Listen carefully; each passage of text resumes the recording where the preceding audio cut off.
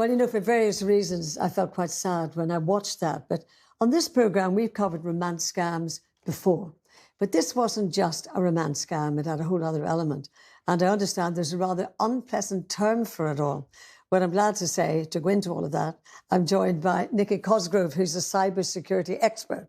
What is this hideous name? Yeah, the hideous name is pig butchering scams. And really the concept of pig butchering is the idea of fattening up the victim, getting them to invest more and more and more of their money over a long period of time to ultimately then win that final reward, that final prize of, in the case of Alex, £40,000, his entire savings. It really is quite nefarious. And it is an awful name. It's like fattening the pig for the slaughter, isn't it, really? That's right, exactly. And that's the way in which the criminals see these victims. And in a lot of cases that we see, what often happens is a victim goes online, they're lonely, they're looking for a date or looking for a partner. And over this long period of time, they're gathering that information about the victim, learning about how much money they have, what kind of goals they have for the future. I suppose the skeptic watching would say, why would anybody get hooked up, never met? It's all sort of online, and in the end, give them £40,000. Well, the criminals are experts in social engineering. They're leveraging that human desire to connect, that human desire to be with somebody. And in that state of excitement, in vulnerability, in anxiety in some cases, you're using your fast brain, you're not slowing down. So the criminals are experts in getting you into that vulnerable state to potentially take actions that you wouldn't normally. I'm quite fascinated by the fact that it was a dating app that was the initiation into this whole setup. We're seeing blended attacks increasingly. So I think it's important for consumers to be aware that it's not just one channel. They're not just using Tinder or social media apps. It's a combination. And really, the criminals are going to go where the victims might be or where consumers are. And we're seeing a significant uptick in the use of these online dating applications. And so the criminals are going to go there because that's where potential victims are. So what advice can you give to people not to get into that mess, really? So in 2022 alone, there was a 12-fold increase in this specific type of attack. That's what our data shows. We've seen billions of pounds of losses attributed to specifically these types of scams. So the first thing you want to do is pay attention to the fact that you're getting unsolicited messages. It's a very polite person that's reaching out to you, sending you that direct message that you haven't interacted with before.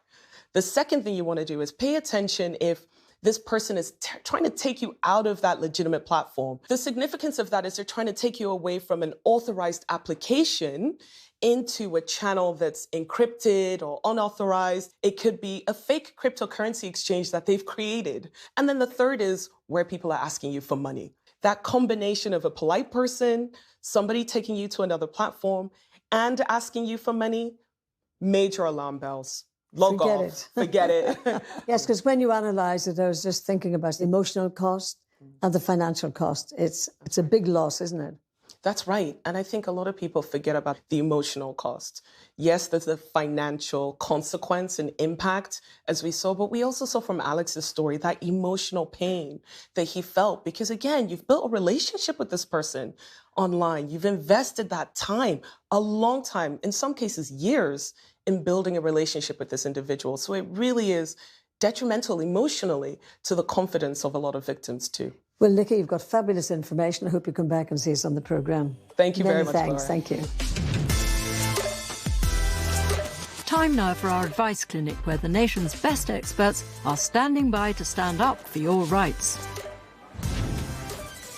Well, with me in the advice clinic today is consumer rights expert Harry Kine from Which. Lovely to have you with us, Harry. And I've called on you today to help Jackie, who's in Hampshire.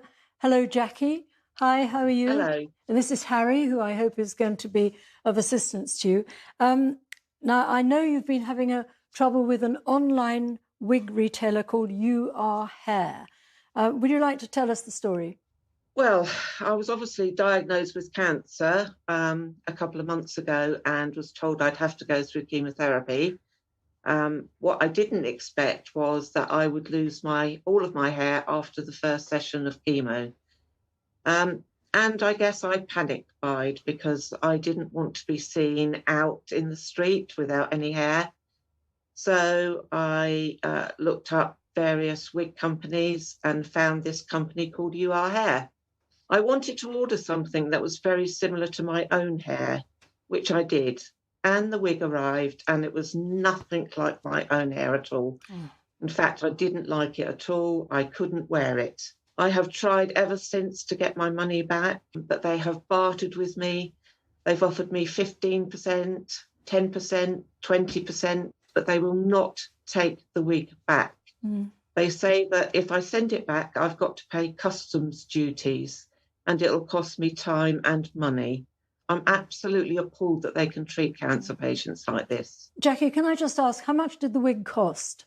It was just short of £100. Well, I think everyone who hears this will be completely upset on your behalf, because speaking as someone who had to have her head shaved when she had an operation, I know exactly what you mean about the whole business of how much one feels about one's hair. And to have this happen now is just appalling. Harry, what do you make of all this? It's just an absolutely horrible situation where a company is taking advantage of people when they are in a really stressful time. And normally, this would be a simple case of you've received a product that you've bought online, and therefore you have the right to check it out, see if it's something you want, but then return for a refund within 28 days. That would be normally the case. Also, the Consumer Rights Act would say that this is an item that's not a satisfactory quality. It's not as described on the website. And so you could get a refund within 30 days. You could get a replacement up to 6 months. Again, theoretical, because in this case, this is a product bought directly from China. This is a website masquerading as a .uk website. And so your consumer rights here, they're just not strong enough. Well, when we contacted You Are Hair, I have to say things turned a bit bizarre, because instead of sending us a statement, believe it or not, they offered us 20% compensation. Duh. Anyway, we tried to clarify things, and You Are Hair then agreed to refund you, Jackie, 25% of what you paid, and get this, said you could keep the wig. I assume that's not what you want. Not at all. No, well, anyway, it's not what she wanted, Harry, so what's next? Luckily, Jackie is a savvy consumer. She's going through PayPal's buyer protection program to try and get some of the money back through the payment provider. That's where you have 180 days to make a claim for something that wasn't as described or wasn't of good quality. And hopefully, I think, Jackie, keep persisting with that, because you should be able to get the money back through that. That's a really good scheme, as is Section 75 if you paid through a credit card to get your money back. But I just wish the best of luck to you, Jackie.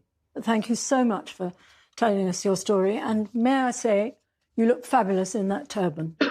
No, really. Thank you very much. And thank you very much, Harry, for all that. Thank you.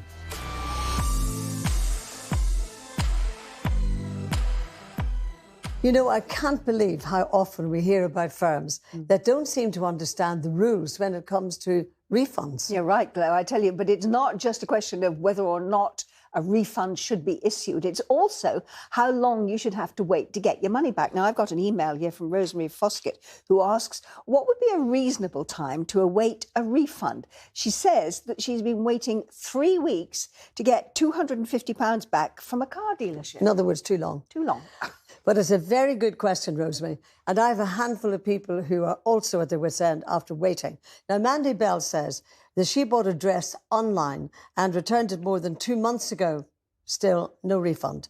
Paul Webb says he applied for a £200 refund on a train ticket 3 months ago.